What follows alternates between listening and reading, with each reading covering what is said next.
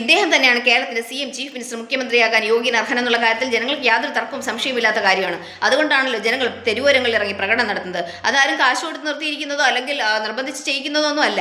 അദ്ദേഹത്തിന്റെ ഈ വീഡിയോയുടെ 5 വർഷത്തെ പ്രവർത്തനം കണ്ട്, വാക്ചാതുര്യം കണ്ട്, ഭരണക്കാരും ആയിട്ട് പോരു നടത്തി ജനങ്ങളുടെ ഇടയിലൂടെ നടന്ന് പ്രവർത്തിച്ച ആ മനുഷ്യനെ കണ്ട് മനുഷ്യന്റെ മനസ്സിന്റെ ഹൃദയത്തിൽ നിന്നുള്ള മനോവികാരത്തിലൂടെ ചെയ്യുന്ന പ്രവൃത്തികളാണ് അത്തരം പ്രവൃത്തികൾ.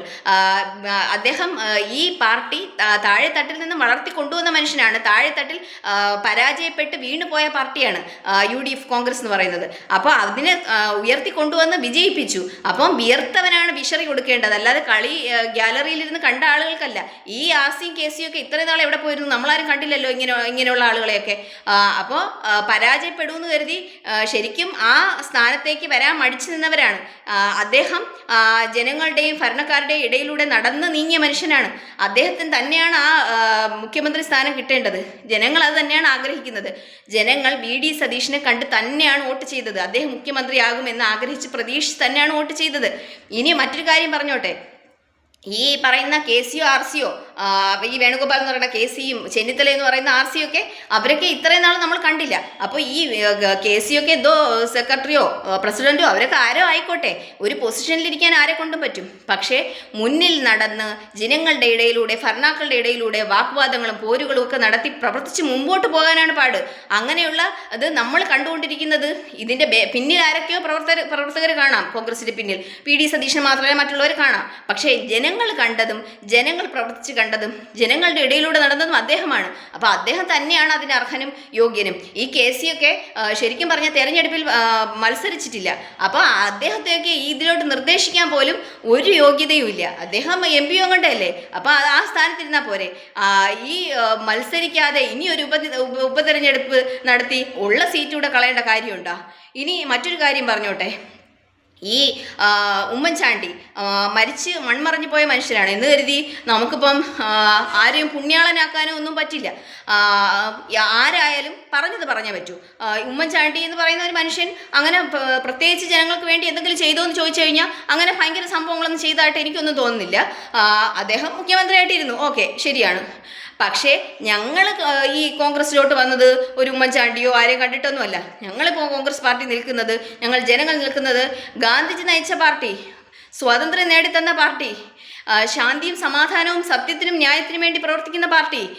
അപ്പോൾ അത്തരത്തിൽ ആണ് ഞങ്ങൾ ഈ കോൺഗ്രസ്സിൽ നിൽക്കുന്നത്. അല്ലാതെ ഒരു ഉമ്മൻചാണ്ടിയോ മറ്റാരെയും കണ്ടിട്ടൊന്നുമല്ല. ഞങ്ങൾ ജനിച്ച നാൾ മുതലേ രക്തത്തിൽ അലിഞ്ഞു പോയി ആ കോൺഗ്രസ് എന്നുള്ളത്. അപ്പം അതുകൊണ്ട് അതിൽ തന്നെ നിൽക്കുന്നു.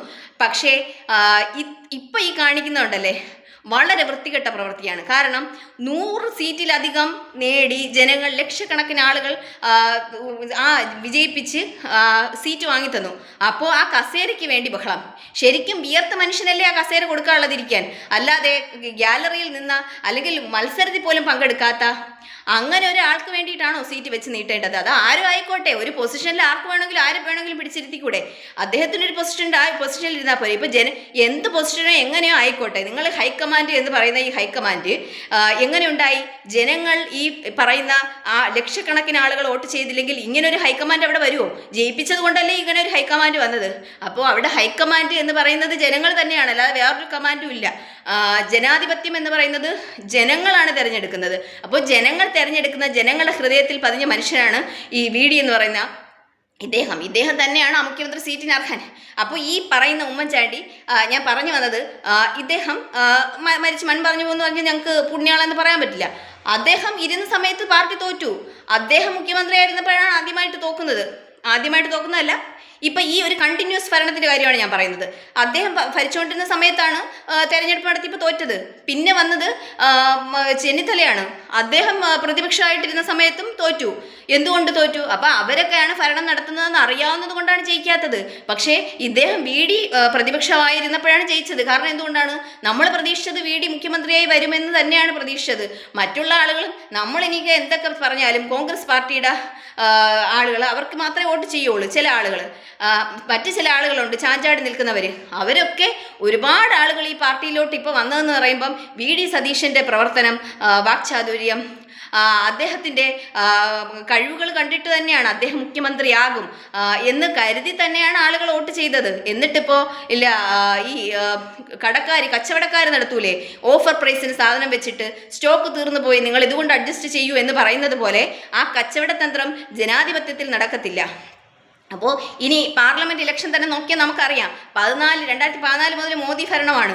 അപ്പോൾ ആ മോദി ഭരണത്തിലിരിക്കവേ കോൺഗ്രസ് താഴെത്തട്ടിൽ വീണു പോയതാണ്. അവിടെ രാഹുൽ ഗാന്ധി ഇന്ത്യയിലുടനീളം നടന്ന് പ്രവർത്തനങ്ങൾ നടത്തി ആ രാഹുൽ ഗാന്ധി പ്രധാനമന്ത്രിയാകും എന്ന് കരുതി തന്നെയാണ് ആളുകൾ വോട്ട് ചെയ്ത്. ഇപ്പോൾ ഈ പ്രാവശ്യം മോദിയൊക്കെ മറ്റ് പാർട്ടിക്കാരുടെ സപ്പോർട്ടോടുകൂടിയല്ലേ ഭരിക്കുന്നത്. ശരിക്കും അവർക്ക് അടുപ്പിച്ച് ഏകദേശം സീറ്റ് ഉണ്ടായിരുന്നു, ഒരുപാട് സീറ്റ് നേടി കോൺഗ്രസ് ഇത്തവണത്തെ ഇലക്ഷൻ ഏകദേശം ഭരിക്കാൻ പറ്റുന്ന പാർട്ടിയുടെ അടുപ്പിച്ചൊക്കെ ഉണ്ടായിരുന്നു. അവർ മോദി ഭരിക്കുന്നത് മറ്റു പാർട്ടികളുടെ സപ്പോർട്ടോടുകൂടിയല്ലേ.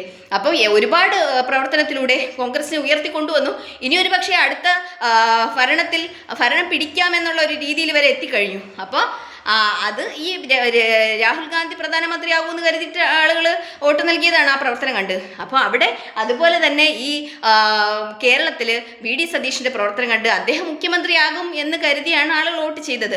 അപ്പോൾ അവിടെ ഈ കാണിക്കുന്ന വൃത്തികേടാണ്. ഒരു കസേര വെച്ചിട്ട് അതിൽ പിന്നെ ഹൈക്കമാൻഡ്, പിന്നെ ജനങ്ങളുടെ തീരുമാനത്തെ, അഭിപ്രായത്തെ മാനിക്കാതെ ഇത്ര ആളുകൾ സോഷ്യൽ മീഡിയയിൽ പബ്ലിക്കായി പറയുന്നുണ്ട് VD സതീശൻ മതി എന്ന്.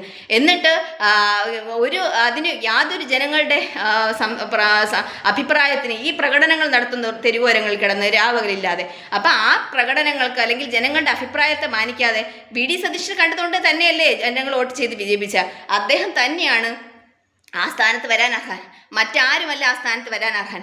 അതുകൊണ്ട് ഈ ഒരു കാര്യം കുറിച്ച് വെച്ചോളൂ, എഴുതി വെച്ചോളൂ, VD സതീശനല്ല ഇനി മുഖ്യമന്ത്രി എങ്കിൽ ഇനി മുന്നോട്ട് ഒരിക്കലും UDF ഭരണത്തിൽ വരില്ല. അതുറപ്പാണ്. ജനങ്ങൾ തീരുമാനിക്കും പിന്നെ വല്ല സ്വതന്ത്രനും ജയിക്കട്ടെ എന്ന്. അല്ലെങ്കിൽ ഞങ്ങളെപ്പോലുള്ള ആളുകൾ ഒരിക്കലും മറ്റൊരു പാർട്ടി ചിന്തിക്കാത്ത ആളുകളാണ്. അങ്ങനെയുള്ളവർ വിചാരിക്കും വല്ല സ്വതന്ത്രനും ജയിക്കട്ടെ എന്ന്.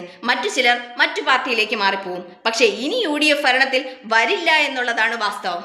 അത് കുറിച്ച് വെച്ചോളൂ.